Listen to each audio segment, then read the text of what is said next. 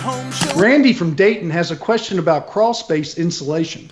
Yeah, he says there's so much information about how to do it, how not to do it. You should, and all that. So he's come to you looking for your enlightenment.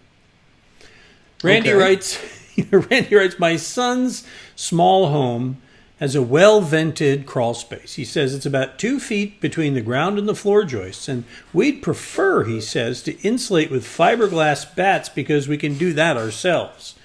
He says, should we install a 2-inch rigid foam under the batts and put plastic sheathing under the joist or on the ground? Forget the plastic sheathing. Forget the styrofoam. Quite frankly, I would tell you not to insulate it at all because it'll stay dry. It's well vented, which is really important. And so the structure stays dry. If you're worried about cold winters, then, that would be the most uncomfortable time. As far as summertime air conditioning costs, it doesn't make any difference because there's no heat gain on a floor under a house. That's pretty much why the dogs go under there to take a nap in the afternoon, because it's nice and cool. So that can kind of tell you something right there.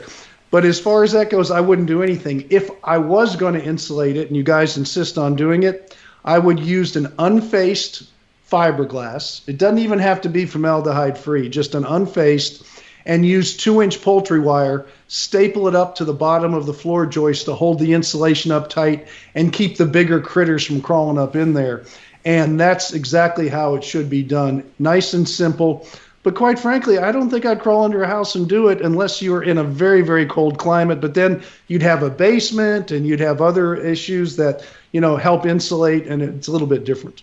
It's one of those things, Tom, where they've lived there for this much time. Why? I mean, it's just, it's so many times. Because people want to have things to do. Right. And I can be just as guilty as the rest, We get questions like that all the time. I'm just looking for something to do.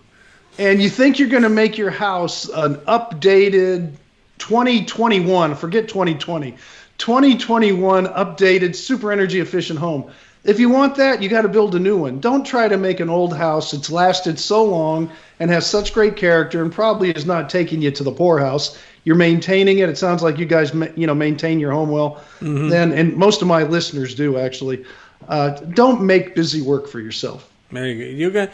You want some busy work? Here's what you do. Just send Tom more questions. Visit HomeShowRadio.com, fill out the Ask Tom form, and send it in. He will tell you what to do or what not to do. And sometimes that not to do is all the reason there is to write. So go ahead, visit, fill out the form, send it in. We'll post your video right here at HomeShowRadio.com, on our Facebook page, and, of course, on our YouTube channel. By the way, if you happen to watch some of our videos on YouTube, give us a thumbs up. It would help us out.